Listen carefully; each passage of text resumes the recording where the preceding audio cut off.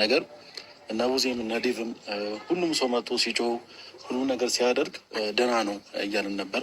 ያ ደግሞ ያስባለን ነገር እነሱ ከሄዱ በኋላ አንተ በምትሰጠ መልስ ነው። አሁንም እነሱ ሲሄዱ የምንጠይቀቅ ጥያቄ ነበር። እግዚአብሔርን አብርሽ ሩታ ምንም እንደማታደርግ ማለት ነው።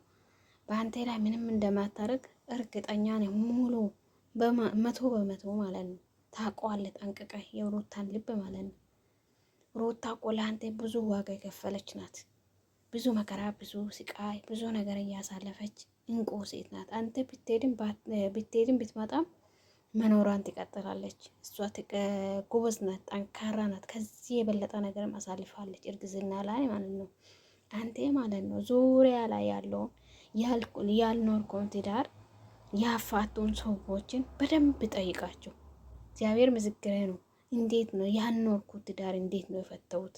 ለምንድን ነው ትዳሬን የፈተውት ብለህ ያልኖርኩትን ትዳር ለምንድን ነው የፈተውት? አራስነት ላይስ እንደዛ ያደረጉት ለምንድን ነው? ልጄ ደግሞ አድጎ ከልጄ እናት ጋር እንዳልሆን ያደረገ ነገር ምንድን ነው? ጥያቄ አለ። ጠይቅ፣ ዙሪያ ላይ ያሉትን ማለት ነው። ለምን ከትዳር ያልኖርከን ትዳር ፈተህ ወደ ሌላ ሴት እንደሄድክ ጠይቅ። ህሊና ግን ማለት ነው ይህን ጠይቅ። ዙሪያ ያለ ሰውን ማለት ነው። እግዚአብሔርን ሩታን እንዳትጎዳት እንዶ ከእሷ ጋር ባትሆን ራሱ ሰዎቹ ወጥቶ እንዳይሰግቡ።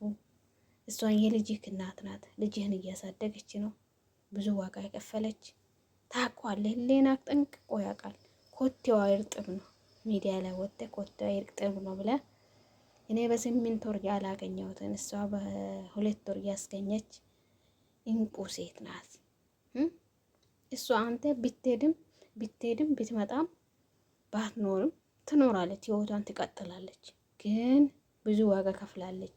ግን የእሷ እንባ ማለት ነው ጣባ አይልም። ዙሪያ ላይ ያለው ሰዎችን እንትና